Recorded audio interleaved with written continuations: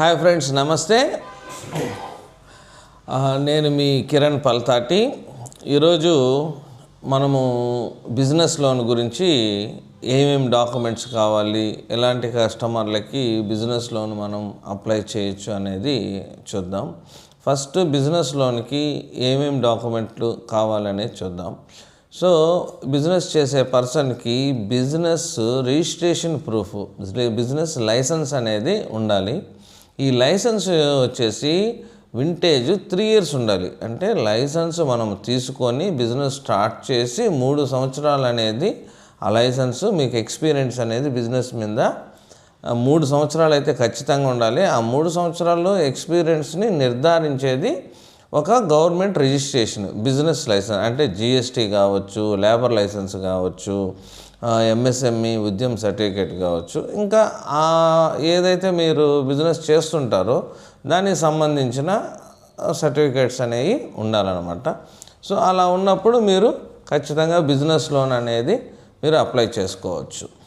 So first కావాల్సింది business licence ఉండాలి. తర్వాత ఆధార్ కార్డు, పాన్ కార్డు, ఈ కేవైసీ అనేది కామన్గా ఉంటుంది. దాని తర్వాత 1 year bank statement, 1 year bank statement ఉండాలి. అది current account, saving account. So 2 accounts ఉన్నా కానీ 2 తీసుకుంటారు. మూడోది వచ్చేసి మనకి ఐటీ రిటర్న్స్ అనేది ఉండాలి. 3 years ఐటీ రిటర్న్స్ అనేది ఉండాలన్నమాట. సో దాన్ని టర్న్ ఓవర్ బేస్ చేసుకొనేసి ఎలిజిబిలిటీ అనేది తీసుకోవడం జరుగుతుంది.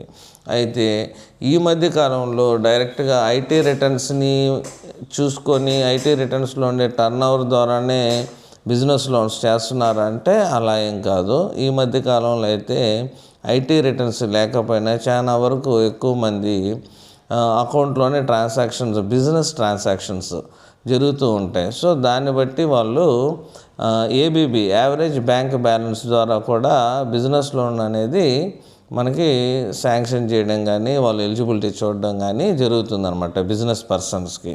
సో మనకి ఐటీ రిటర్న్స్ లేవని చెప్పేసి మనం బిజినెస్ లోన్ అప్లై చేసుకోలేము అని అయితే అనుకోవలేదు. ఖచ్చితంగా ఐటీ రిటర్న్స్ లేని వాళ్ళు కూడా బిజినెస్ లైసెన్స్ 3 సంవత్సరాలు ఉండి మీ బ్యాంకుల్లో కానీ ట్రాన్సాక్షన్ నీట్గా, మీ బిజినెస్ ట్రాన్సాక్షన్స్ నీట్గా కానీ జరుగుతూ ఉంటే మీరు ఖచ్చితంగా అప్లై చేయొచ్చు. చాలామంది ఏంటంటే చిన్న వ్యాపారస్తులు, అంటే వాళ్ళకి ఫర్ ఎగ్జాంపుల్ ఒక చిన్న టీ షాప్ ఉంది, వాళ్ళకి బిజినెస్ లైసెన్స్ అన్నీ ఉన్నాయి. అయితే వాళ్ళకి యూపీఐ ట్రాన్సాక్షన్స్ పడుతూ ఉంటాయి. డైలీ ఒక 100, 1000 ఇలా పడుతుంటాయి.